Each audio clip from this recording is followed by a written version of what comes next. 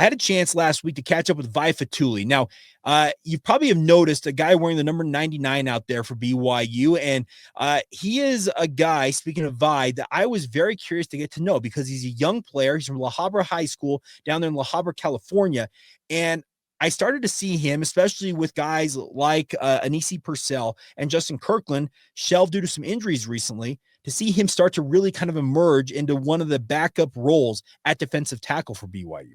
And I just said, you know what? I want to get to know this young man. And I came away uber impressed with his poise.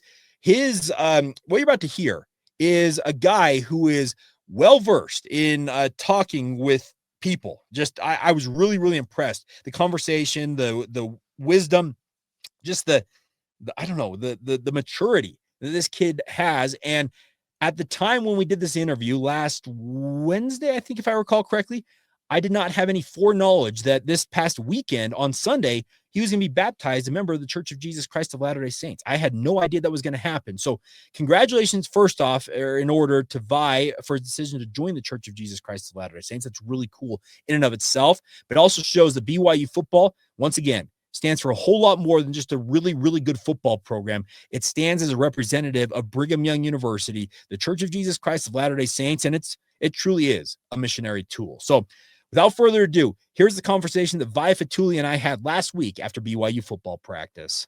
A lot of people have probably been watching games and seeing a number 99 all of a sudden out there on the football field. So how good is it to finally be playing football as a freshman here at BYU? Man, you know, I'm in a position right now where I feel like I could succeed, especially with Coach Hill and, you know, my coach, Coach Po'uha. Yeah. You know, we're closing into those last 4 games where I could play, you know, with the redshirt.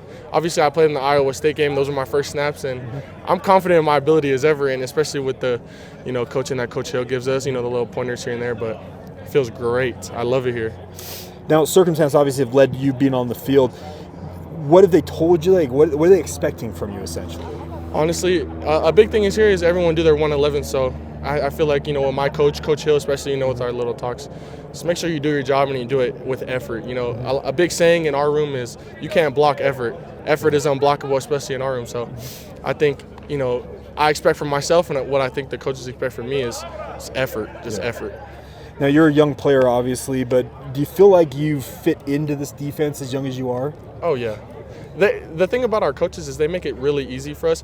You know, Coach Hill, he has a lot of, you know, plays, formations, whatnot, but they make it so easy with the way their ability to coach and everything they give us. So I feel like I fit in perfect, and I love it here. Again, I love it here.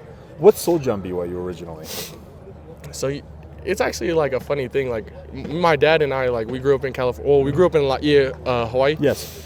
But I went to high school in California. So, you know, growing up in Cali, I grew up in the church, but, you know, I never watched BYU games growing up, which is, I hate to say it, but I was always a big USC fan. But, you know, when I took my visit here, Coach Po'uha, the love I got, the life after football, man, it's like no other. So I feel like when I first got here, I believed in Coach Hill. I had faith in him.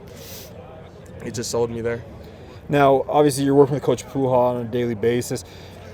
How instrumental has he been in terms of getting you up to speed in this defense? The thing about Coach Po'uha, a lot different from other coaches, especially on the other visits I took, but the way he uses love to back up and really be that backbone of your ability to play. And I feel like the foundation he gives us, built on love and trust, instead of, you know, like a lot of I don't know how to put it, but a lot of coaches think that yelling and screaming is the way to go, but Coach Po'uha, if you watch him coach, he has never yelled. He never does anything on the field, always backs it up with love, and I feel like that has really, like, especially when I'm hard on myself, I feel like, you know? Yeah. So having that kind of like yin and yang thing, I love it. I love his coaching style. I love everything about it. So now I'm going to ask you a question I asked him, because he's obviously played at a very, very high level, played in the NFL, was a star at Utah, all those different things. I asked him if he ever talks about his playing days with his players, and he said, I'm no Uncle Rico, essentially. Does he ever bring that up? You know, he doesn't really bring it up, but if you look and really listen to how he coaches us, you would understand, like, oh, man, this guy knows what he's talking about. Especially in stopping the run. Man, he's like no other.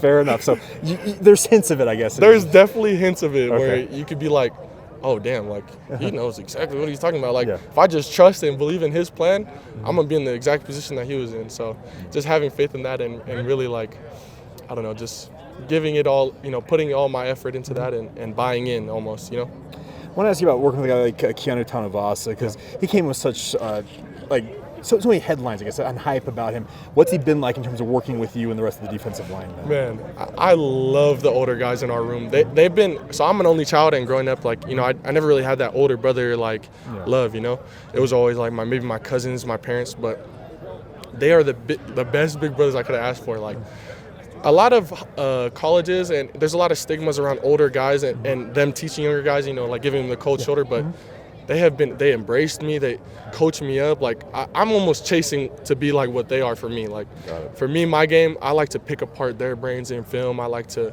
really watch them and take little things from each, even JT. Yeah. I'll take a little bit of Keanu, I'll take a little bit of JT, try to implement it in my game, because I'm a young guy, and, like, I feel like being a freshman, you don't really find your game yet until, you get a little older. But having those older guys who have so many games under their belt, I love it. And I'm in the best position with them next to me. So, okay, I got two more questions for you. So, number one, why number 99? So some guys get it assigned, other guys pick it. So I wanted number 11 because that's what I wore in high school. But I'm a D tackle now, so. Hey, you can still wear 11 as a D tackle.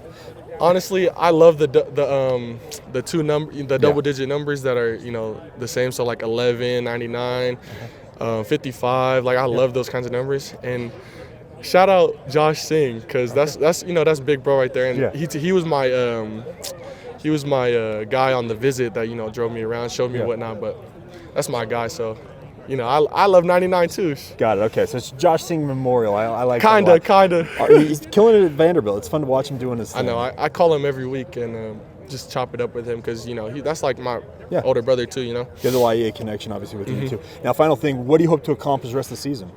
Honestly, with the games I'm allowed to play within that redshirt year, I just want to impact the game the most I can, make my plays that show up to me, do my job, do my 1/11th, and to be honest, being the freshman, I'm really gonna soak it all in and just be the juice man of this. If I'm inside, if I'm on the sideline, I'm just gonna hype everyone up. That's all. That's me. So I feel like that's the best version of myself I could bring for everyone else. So awesome. Well, Vai, thanks for the time, man. Appreciate you. There you have it. A big thank you to Vai Fetuli for taking the time to talk with myself. And once again, big congratulations on him on making a really life-defining decision to join the Church of Jesus Christ of Latter-day Saints.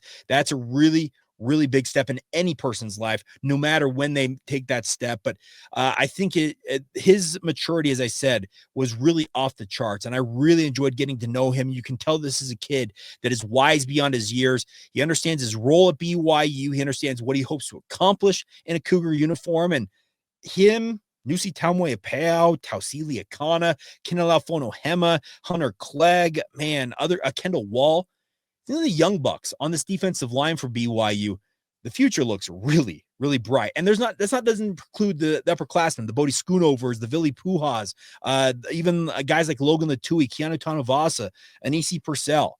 They've got a lot of talent on that defensive front. And I think as it really starts to kind of get ingrained in the culture of BYU, it's only get better and better and better. And you can tell that a guy like Vai understands what a defense like Jay Hills can do for him personally. And you can tell he hopes to accomplish a whole lot in a Cougar uniform along that path. All right. So once again, a big thank you to Vai Fetuli. Big thank you to BYU Athletic Communications for arranging the interview, and really, really cool stuff. I always enjoy these conversations, and I hope you guys enjoy them as much as I enjoy bringing them to you. All right. That's going to do it for this Tuesday edition of the show. Coming up tomorrow, supposed to catch up with Drake Toll at some point this week. We're also supposed to do a crossover edition with Jeff Carr of Locked On Bearcats. So stay tuned for those conversations, maybe tomorrow and Thursday, but also coming up later this week, getting you ready. BYU and Cincinnati, huge showdown for the Cougars, and they can get some style points against Cincinnati. I don't think it would hurt doing that on the road, but we'll talk more about that as the week progresses right here